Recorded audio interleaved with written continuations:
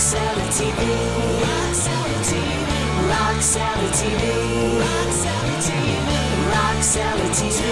RockCellar TV. Yeah, I've seen some photos where you guys are partying, and photos of you with Keith, and you guys seem like you're having a great time. Well, we were very similar. I mean, not musically similar. I mean, but he, you know, I know that he liked Jan and Dean was, you know, it was like Ride the Wild Surf, and you know, all his favorite music was different from my favorite music. I liked the Americana, you know, the country stuff and the American soul. He liked Jan and Dean and Rumble, you know, the different kind of musical tastes. Amazing. Yeah. Now, I had the one John Lennon question. I know a few years ago you did that tribute single as well, but and maybe I'll tie this together. Thank Your Lucky Stars and Calling You Herman Noone. Is that what they did? Say that again. Well, thank Your Lucky Stars, wasn't that when John gave you a compliment?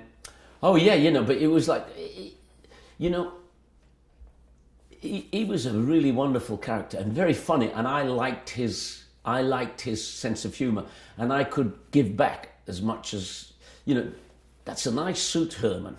Do they make it in your size? Which is a great English line, you know, and I go, yeah, and my tailor knows how to make collars. So, you know, the repartee was important, otherwise you didn't exist. So, you know, I'd go, again, where are you going after the show? I'm going to the ad lib. Oh, okay. Who shows up at the ad lib later? Me. That's where the Beatles are going to be. Like a fan. So I show up at the ad lib and I get in the lift with him. I just arrived, and a guy called Terry Doran, who was always there. I think he was always with John Lennon. So I get in the lift, and as we're going up in the lift, I'm in with the In Crowd by Dobie Gray comes up. I'm standing there, I go, how about this? I'm in with the In Crowd. It's so bizarre. So we go in to sit down, and I like Terry. I think Terry was batting for the other team full time. And so I sit in there, and John Lennon says, last one to sit down is an egg. So I don't know what that meant, so I sat down quickly. I didn't want to be an egg. So I sit down, and he goes, and it's this absolutely sensational waitress comes up to us. And now I realise I got a better shot at this waitress than John Lennon, so he's going to like me even more now. So, and he goes, it's a 2-drink minimum. I'll have 2 vodkas. No, I'll have 2, some weird drink. What is it? I'll have 2 of these alcohols, and he'll have 2 Cokes. And then they came in little bottles like this, like airplane bottles, and he gave me one of his, and I gave him one of my Coke. It was just a given, you know. And I was too young to drink. I was only 17. And he jokingly called you Herman sometimes? Always called me Herman. No, actually, I became Hermit. Over the years, I became Hermit. Hey, Hermit.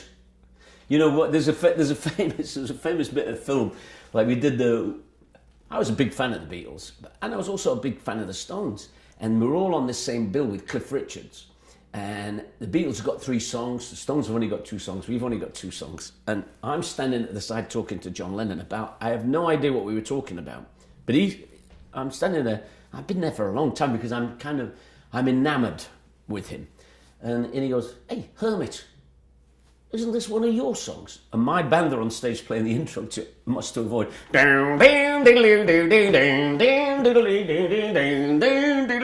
Where is he? Where is he? And then you see me come out of the tunnel. Caesar! Was that in the Enemy poll? Yeah. Wow. Have you ever seen the piece that looks like an amazing... See, I never saw it, but then Barry Whitwam, the drummer from the band, had a tape of it. Wow. Isn't that great?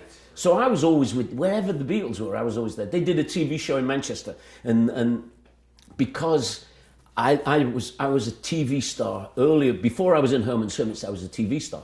So I knew all the people at Granada Television.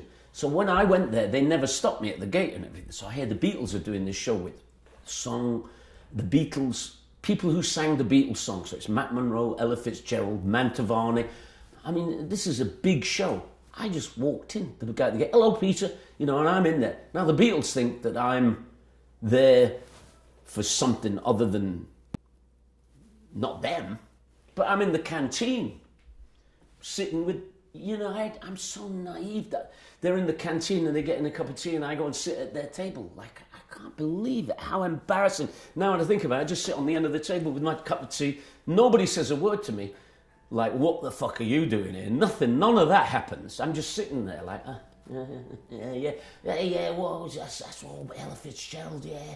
You know, she's married to Ray Brown Jr., the bass player. Yeah, she's a cool lady. And her son's a drummer, and this is all the conversation, like band conversation. But then I get in the studios after the canteen. I just follow them into the studios. And Paul McCartney and George Martin are sitting in a little room like this, just sitting there. You know, and I go and I hear, I just walk in like, oh, and they look at me like, and they go back to the conversation, and I say, what is that? And they go, well, we're talking about compression. And like, that doesn't mean out of here, you idiot. It means, so I say, what's compression? And they take the time to tell this moron, well, and Paul McCartney goes, well, you know, like a Fats Domino record, and when he's singing, you can't hear the piano, and you can just hear the voice and the piano, and then when he stops singing, you can hear the piano. And I go, yeah. He said, well, we use compression so that doesn't happen. That's his explanation of what compression is. Oh, and then George Martin, who is a total 100% gentleman, says, which Beatles song did you do? And I go, oh, I didn't do any Beatles songs. And he basically gives me the look, well, get out. Get out, you moron. Oh, I'll see you fellas later. You know, like, completely oblivious to the fact that it's not cool. How did you keep grounded, though, being, you know, in your mid-teens when that big first flood of success happened? How were you able to keep grounded? Was it just the naivete that you had about everything? The Panglossian... Yeah, the naivety, you know, the and I think when it's explained to me by, you know, I know lots of child stars who are not doing really well.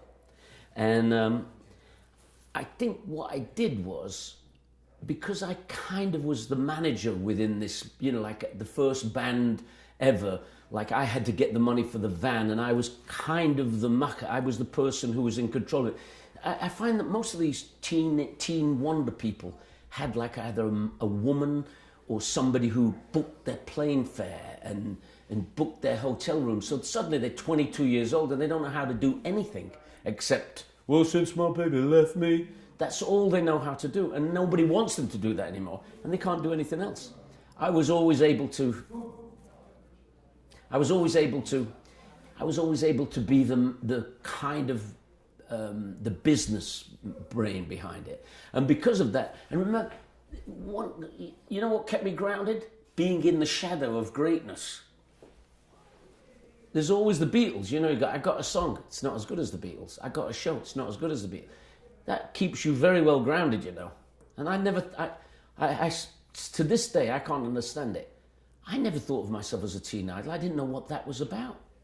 I mean, I was friends with Gloria Stevens at 16 magazine, and we were close friends. But I didn't know what the teen thing, I thought it was, you know, you got a record in the charts and you're popular until you're not popular anymore. And then someone comes along, like the Monkees come along, and I knew that was going to happen. I was kind of ready for all. I knew I was just an entertainer. I wasn't like a great musician. I mean, I won the awards at school as the best musician, but that was that school. That's like playing in the 4th division soccer. It wasn't the big leagues. So. One last question I'll have you do an idea is, and thank you so much, it's been great. Okay, good. You're such a great storyteller. I think you need to do your book. I'm starting to do it. I've been working on it for a bit, yeah. Are you really? Yeah. Oh, good. You guys have had so many hit songs, so many beautiful songs that are timeless. But for people that want to investigate the catalog much deeper, what would be some of the songs that you would want to steer them to that you think, wow, this gives a different side. This shows you what we could do. I mean, you know, I can pick certain ones for me, you know, whether it's museum or... Bet Your Life I Do is a good one. Do you know Bet Your Life I Do? Yeah. I mean, it says Herman, it was really Hot Chocolate and me singing with Errol Brown from Hot Chocolate. A museum the track was a Donovan track. And I think it is all kind of relevant because just like that. Have you ever heard the Beatles? I Can't Take or Leave You Loving. I was listening. Oh, it's a to great this the other record. day. Oh my god, A great record. It's like a soul record. And it's well, it is a soul. It's the Foundations. It was a B-side of the Foundations. Yeah. So, and it was Tony McCauley who wrote it. And how it happened was Mickey Mo said, "What are you doing? That's on the B-side. That should be that's a number one record." And it's not a number one record. And he says, "Watch this." And we went in and we recorded. I think we did a good version of "Baby, Baby." It's a great record. Yeah. Yeah, good record. There's loads of them. I think you just got to listen to it all and take. I got records by millions of people. And there's always something in each record that you go, "Oh, that was for me." There's always. It's nice to be out in the morning. Is another Good one as well, yeah. And that's Graham Gouldman again, and the arrangement is really good. Bum, bum, bum, bum, bum, a bit show busy, but they were all made joyously. The thing about all of the Hermits music is that there's no schneidi, there's no anger, they're just all. It's a real joyful experience. The whole Hermits, like one of the liners that somebody said, write a liner for. I go, look, Peter Noone was 17. Barry Whitworth, Carl Green was 17. Keith Hopwood was 17. Barry Whitworth was 18, and Derek Leckenberg was 20.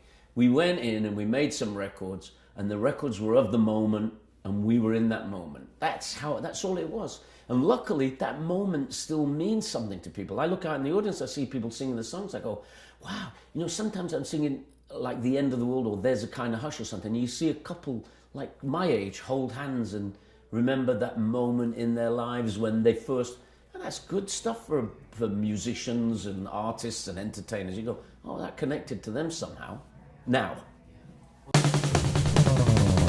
RockCellarTV, RockCellarTV, RockCellarTV, RockCellarTV, RockCellarTV, RockCellarTV.